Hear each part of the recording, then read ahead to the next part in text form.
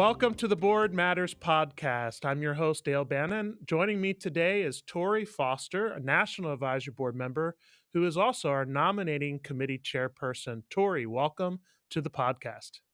Thank you, Dale. It's good to be with you today.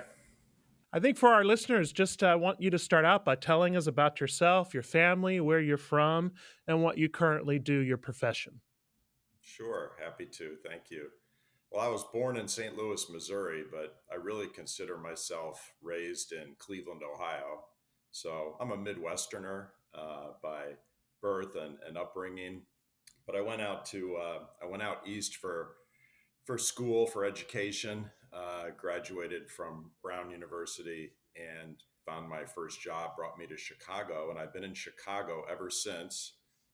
Hate to admit it, but it's now more than 40 years that I've lived in the Chicago area. Wow. Met my wife, raised two kids. They're now adults, both living in Chicago, as it turns out. So it's just been a great journey. And while I'm not ever quite a Chicagoan, because I think Chicagoans are the ones that really were raised here, I certainly consider myself, from Chicago now. Yeah, I think 40 years entitles you to that. Yeah. And For sure. are you Although I will say I still have sports team loyalties to Cleveland, painful as that is. Although some might say it's equally painful in Chicago this year. Absolutely. I can identify with my Dallas Cowboys this year, that's for sure. Right. Torrey, what brought you to the Salvation Army? Well, it really was an answer to prayer, Dale, to be honest with you. I had been praying about seeking some service opportunity to complement my professional life and family life. And that answer to prayer came through a former colleague who's still a dear friend, a gentleman by the name of Dale Jones, who was previously on this board. And he reached out to me and said, "Hey, Torrey, we haven't talked in a while, but we're looking for someone like you on the national board." And he and I had been part of a men's Christian fellowship group at the firm that we worked at together back in the 2000s. And so he knew of my faith, and it was truly an answer to prayer. And as they say, the rest is history. Well, Dale Jones is quite a leader, and it strikes me that you met him through a men's or a prayer group network at work. Yes. How does, talk about faith at work? Sometimes that could be taboo for some, or we sort of shy away from that. Why is faith at work important? Well, I think, you have to live who you are, right? And while I think sometimes at work it can be perceived as taboo to talk about one's faith or one's creed in sort of this, sometimes overly secular world we live in, I think others are also looking at you as a leader and as a person and sort of, always curious and interested in what's your inner code, what's your governing principles as a person and as a leader. And I have found, for example, that by virtue of my association with the Salvation Army these last 7+ years, that's invited a lot of conversation from colleagues who I didn't overtly say, "I'm a Christian." But by virtue of my association, they've asked, "Torrey, tell me more about that. I know of the Salvation Army a little bit, but what do they do? And what's their thing?" And that invites a conversation. And then it doesn't feel like you're coming at somebody charging hard. "I'm a Christian, you should be too," as opposed to, "This is something that's really important to me, and thank you for asking. I'd love to tell you why." Yeah. Sort of that whole person, we spend a lot of time at work. And Yes. when you bring your whole self, that's mind, spirit, body. And I think it's important to be connected as well. And I'm glad that the Salvation Army's opened some doors for you. And then these 7 years, I'm just curious, what do you like or love most about your time in serving with the Salvation Army as a board member? Well, I always, start with, I've gotten so much more out of the experience than maybe what I'm, sort of perceived as having contributed, because, the contributions that the Army gives to society and to people in need, and the stories that we hear when we go to our meetings, the work we see locally in the different communities we've been fortunate to visit in the course of our meeting schedule. Um, you hear that sometimes for people who get on boards for organizations that matter to them. Like, gosh, I get so much more than I could possibly give to the organization. And I feel that way as much as I know, Dale, you and I have worked together and done some good things with the nominating committee. But wow, I mean, I walk away every meeting, including the meeting we just you and I were both at a few weeks ago. And my wife was fortunate enough to come along to that meeting, and she's like, "Wow, now I get it." Yeah, Torrey and his wife are with us at the Dallas Adult Rehabilitation Center, where there was a meeting and there were some testimonies of lives transformed. I'm just curious because the National Advisory Board visits various cities, 3 a year. Torrey, I don't think you've missed any. Maybe you have, and I didn't realize it, but One, one. That's a one, great but I think I record, had by an the way. excuse. My wife had an unfortunate accident right before the meeting, and I had to Uh, stay back home. But I was just curious if there's one city or experience that just rang true to your heart, inspired you, just something that comes to mind. well, I'm trying to remember where we were when this happened, but the outgoing national commander who preceded Commissioner Hodder gave his own personal testimony as he was exiting. He was either the exact meeting he was retiring or the one meeting before. And he had this long buildup about describing this person and the journey that that young man had been on, and the very bumpy, rocky road. And he ended the meeting or the testimony saying, "And that was me." And it was, I mean, you could have put a feather into the room and knocked everybody over. And it just really struck me. And there were so many other meetings that also had testimonies, not by officers, in this case it was, but in other meetings where testimonies of those who have been impacted by the Salvation Army, have been saved by the Salvation Army, from lives that many of us, couldn't fathom, living under a bridge overpass, destitute, homeless, hungry. Just, it gives you that impact of, wow, we are really helping people in need, and we are doing it in the name of Jesus. We are living the gospel. We're supporting those who are living the gospel, right? I mean, it's incredible to me, all different denominations aside, this organization lives the gospel more than any I've ever seen or been a part of. Wow. Well, thank you for that testimony. I'm definitely going to use this video clip for others. I can assure you of that because you're right, though. The transformational work, that's really what it's all about. Preaching the gospel of Christ and meeting human needs in his name without discrimination. Amen. Our current national commander talks about the two aspects of our mission of two wings of a bird. And we've got to make sure that both wings are in sync with one another. And so it is a privilege to serve. It didn't take us long, Tor. Dale Jones was intentional, giving your background and experience.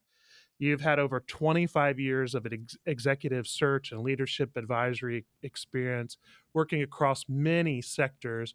Let's have a few questions about sort of some tips and of your experience, certainly in recruiting for many executive leaders. In that time, what have you discovered to be a common characteristic of leaders and professionals that sets them apart?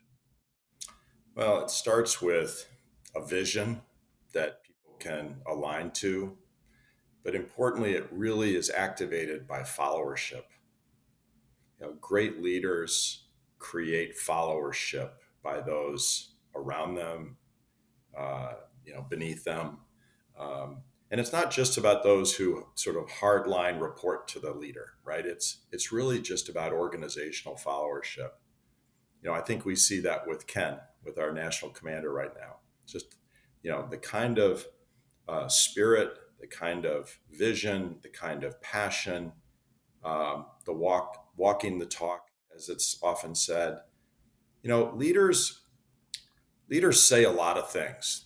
They communicate things, right? If you're a CEO or you're a business leader or some other leader in the world, there's a lot of communication, right?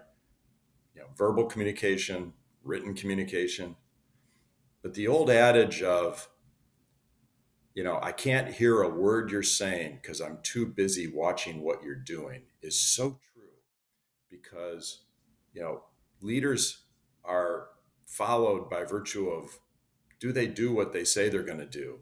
And are they being true to themselves and their organization? And that engenders followership. And if you can create that special dynamic, you can really achieve some magical things as an organization, whether you're a for profit enterprise or a not for profit. Hundreds of books on leadership. There are very few on followership. I, I think your advice is very Maybe I wise have for to us write a to. book about this someday. I think you'd be the right one to do that. Yeah, there are many It's also others. reminded of the adage, preach the word if necessary, use words, right? Like Yes. we model the way, and certainly through that we inspire a shared vision. I'm just curious, when you're recruiting for top talent, you're paid in your daily profession, and also we use you for the National Advisory Board as you interact with a lot of people, and then our board members refer people for positions even on our National Advisory Board. Are there common traits that you found to be highly valuable in the workforce today? Yeah, well, most of my work is for executive leaders. So, I'm looking for CEOs and division presidents and chief operating officers and board members. And, looking for that kind of talent, you're looking for a track record of impact. And again, that might get back to the followership. But as a result of that, what's been the impact against the mandate they've been handed in their career? More recently matters more than back when maybe they started their career. But I'm always looking for, does the career trajectory make sense? Are there any gaps in it that need to get explained or answered? Has there been a history of promotion within the same organization? Um, it's a lot less attractive if someone is one job, one company, one job, one company, one job, one company, and they keep having to hop because they are not getting promoted where they are. So, if I look for that track record of success and impact, and in our business, we're very much in the trust but verify kind of business. So we talk to a lot of people to get the perspective on the individual. And of course, references are provided by the individuals if they want to talk to us about a new opportunity. But sometimes we go do our own investigation, if you will, and talk to people we know in the industry and understand reputation and impact, and create the full picture of the person. There's been so much volatility in the workplace today. Even the Salvation Army is not immune from this after this post-COVID world that we're living in, this sort of telecommute, fully remote. Anything you're seeing in the industry in terms of how organizations, even like the Salvation Army, a not-for-profit, can learn to be agile and nimble enough to adapt and change within its environment. What are you experiencing sort of in the workplace culture about how organizations are responding in this post Yeah. pandemic world? Well, the pandemic was definitely a cataclysmic moment in terms of impact on workforces, right? Everyone was suddenly thrust into a new posture of working from home, working remotely. And that pendulum swung hard and immediately that direction as a result of the pandemic. The pendulum is swinging back, and it's interesting why it's swinging back. It's swinging back to some form of what we call structured hybrid work, meaning it's not 5 days back into the office or into the workplace full stop. Although obviously there are some types of workforces that need to be on site, and the job can't be done remotely. That often is in manufacturing sites, distribution centers, places of direct customer service, hospitality, leisure, etc. But in terms of office environments, the pendulum is swinging back, and it's going back to this structured or to a structured hybrid environment, which is certain days of the week when everyone's expected to be in, as opposed to pick which days of the week you want to come in. So structured hybrid might say Mondays and Fridays you work remotely, but everybody is expected to be in the office Tuesdays, Wednesdays, and Thursdays. And that creates the community that both individuals and corporate leaders are trying to foster to create that connectivity, that esprit de corps, that water cooler talk that leads to new opportunities for the business itself because people are connecting and sharing ideas and catching up on things. So I think that's where this is headed. And honestly, it could go to 4 days mandatory in office sooner than later for a lot of companies. And it's interesting. The perception initially was that, oh, it's the youngest generation of workers that want to be at home and work from their kitchen table and maybe sneak off to the gym or the golf course or something when their boss doesn't know where they are. And that might have been true at first a little bit, but honestly, the young generation is the one that's seeking engagement more than us baby boomers or late Gen Xers because, we're in our careers already well down the path. The younger generation is really seeking that connectivity. They're seeking that mentorship. They're seeking exposure and development. And so that perception is really needing to shift because it's not aligned to the reality that I see with the younger workers. Yeah, that the idea of community and wanting to be a part, it's just hard to do that by Zoom and Teams meetings. And I think in terms of building culture, you have to have connectivity. So, I mean, from what we're seeing, certainly the Salvation Army has offices, and although we certainly serve on the front line, so we're always trying to balance, what would a local Salvation Army Corps every day do who's in touch with people and serving people. And so we're trying to get the balance right, sort of at our headquarters level. What is one way someone further along in their career uh, could help develop a younger coworker? We hear a lot about this generational gap. Sure. Are you seeing any trends in the workforce where younger workers um, are being developed, and what's working, what's not? Well, it takes engagement. Engagement can be done virtually over Zoom or what have you. But I think it's about setting up deliberate mentorship and development communities. That can be a one on one relationship, that can be a group relationship. And you have to formalize it. That can be formalized in terms of here are the days of the week we're going to be in the office. Therefore, we're going to have time together, might have a lunch together, meetings together. It could be a deliberate setup of a standing weekly Zoom call where you're not talking business, you're talking about the person's development or mentorship. It could be in a group setting as well online, but you have to formalize it. You have to be deliberate in making it happen. And then you have to be reachable. My team knows that when I'm working virtually, they just ping me. Like it's like a phone call, but a video call. They just ping me. And if I'm on another call, then I just immediately instant message them back that I'll, ping them back in 10 minutes or 30 minutes or what have you. And so, being reachable for the impromptu, you have to create the same dynamic virtually as if they were walking down the hall and your door was open and they poked their head in, right? So you have to create that same dynamic. I think that's really good advice. I said earlier it didn't take us long to really get you on the National Advisory Board exactly where Dale Jones had intended, helping lead our nominating committee. You've had a lot of just contributed greatly, Torrey, to I've had a lot of help, Dale. but it takes a great leader and sort of to look at the board needs, go out and find the people to meet those needs. There's been a lot of success lately. I'm just curious, what are you looking for those maybe a local advisory board member who's hearing this podcast, who says, someday I want to be on the national advisory board, or a core officer who has a good connection with maybe a C-suite leader with a company in their own community. What is the National Advisory Board looking for in a good National Advisory Board member?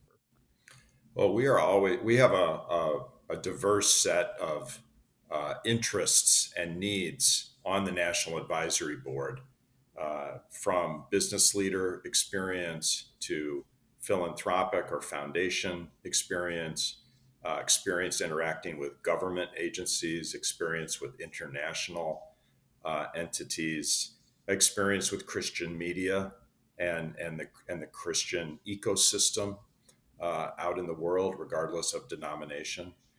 And so we go through an exercise every year, Dale, as you know, to look at the composition of the board, as the board is a living, breathing uh, uh, ecosystem in its own right, because we have certain retirements that happen. People cycle off after their terms.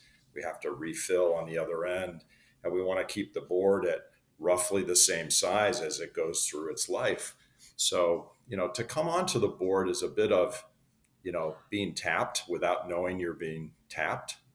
That same was for me. But part of that is also making yourself known. If you're at the local advisory board level and you have interest in the national board, how are you going to make that desire known? Well, you should do that through your local command, local division, ultimately up to the territory level. And we get recommendations on the national board, as you know, from the territories, and the territories are getting those from the divisions and the local commands. So make that known, and not only make it known what you aspire to in terms of maybe being on the national board someday, but have an impact, so that when we look at your background, we can say that's a special nomination that we want to consider, because that person has done, the following things, XYZ, and they stand out because of what they did to drive, a special, capital campaign, fundraising effort, programmatic expansion locally, whatever it might have been that helped you stand out as an unbelievably great asset to your local board. Then we'd want to know about that. Yeah, I'd say right now, Tori, we probably the composition of the board is almost like half and half. Half probably were nominated through the local core division and territory. The other half came through nominations of our fellow board members, colleagues, people they've run into in industry. And so, I also say to people at the local level who might get nominated, sometimes it can take time. You might bring a skill or talent and ability that might be needed 2 or 3 years down the road for us. So sometimes it may not be a flat out no, it might just be a wait. We're going to keep your resume on file in this application. And so I'd encourage, as being a part of the process with Tori, just hang on. And there's no greater joy than serving at the local level, right? For sure. So if it is a wait, we certainly want you to continue to stay involved on your local advisory board. But we've come a long way in nominations, Tori, and you have a great committee. And I want to thank you for your Oh, incredible thank you. service. It's been And a pleasure. I mean, it's just a great group of people, and working with you and Commissioner Hodders at NHQ, and as well as with territorial commanders.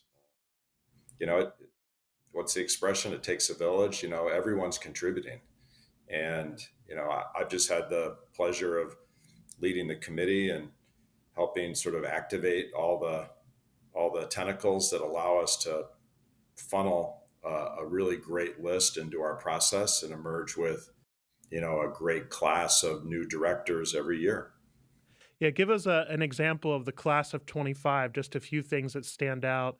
It seems like every year the class just is incredibly gifted influencers, and just anything that stands out to you about the ones that we're going to welcome. Every January, by the way, we install new National Advisory Board members as a class. Any particular things that stand out of this class, Tori?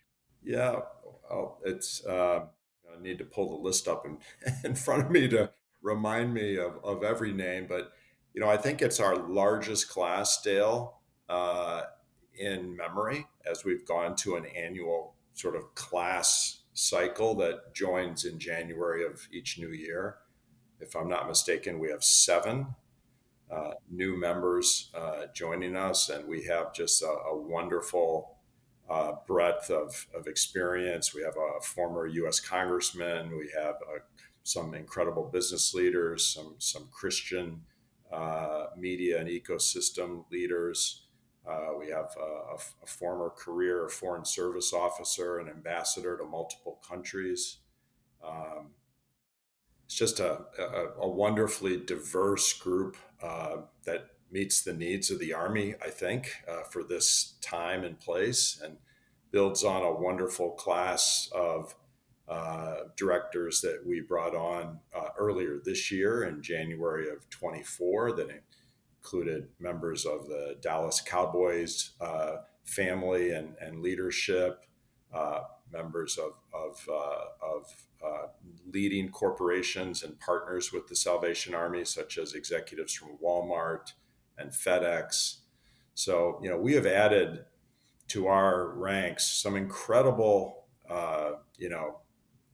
leaders across different sectors of business and philanthropy and society and government, all who share the same heart for Christ and doing the Lord's work through the Salvation Army. And it's been such a blessing. Again, we do the work, but I feel like I get so much more than the work we give. So Yeah. Well, and it's great to see the community that's formed. We just had a recent board member say that the fellow board members have become like a part of his family. He talks regularly. They meet for golf before the board meetings. I know you've been one of those golfers. on And so occasion, it is a community in itself, isn't it? it is. And, I see my remaining 2 years of this 9 year term that we have in the term limit. And it almost makes me get a little teary that I'm, like in the beginning of the eighth inning of this journey. What is a 9 inning game, right? So it makes me a little sad, honestly, because I feel like I just joined. I can picture the first meeting back in Detroit at Ford Field when I Wow. first joined in 2017, and it just feels like yesterday. And here it is. I got, oh my gosh, I can see all the meetings on the schedule. Okay, we're going to be in Las Vegas, and we're going to be in Dallas, and we're going to be in I think Pittsburgh, and then next year, and then what? It's going to be over. It just Yeah, makes me it's amazing sad, how but fast it goes. yeah, Yeah. so fast. But my Well, my we still have a lot of work for you in these 2 years, so don't count down just yet. okay. You're listening to the Board Matters podcast, where we highlight the Salvation Army's most dedicated board members and volunteers serving around the country every day. For more information about the Salvation Army, please visit us at salvationarmyusa.org. If you're an advisory organization member and need resources for growing your local advisory organization or board, visit mysaboard.org or aohub.org. And now, back to the Board Matters podcast. Well, Tori, I'm just going to do a lightning round and win with a couple of questions. You're Great. based in Chicago, Cubs or White Sox? Cubs. All right. I thought you'd say that. Chicago's famous for its food and cultural exports, deep dish pizza, Garrett's popcorn, which I love the mix of caramel and cheese, by the way. Sure. Chicago hot dogs, modern architecture, blues music. Do you have a favorite Chicago export of sorts, something that Chicago's most famous for? Well, honestly, one of the things I love about Chicago is its architecture. And I really recommend to anyone listening to this, if they've never been on one of the architectural river cruise tours with a docent. So you really get the benefit of an expert guiding you down the river in warmer weather than right now here in December. Yeah, you might. But, The but wind might take you off of one of those boats yeah, if you're not exactly. careful. But the view of Chicago's architectural gems and the architectural history in Chicago, known as sort of the birthplace of the modern skyscraper. I would say that's to me one of the among many things. Yeah. all the great.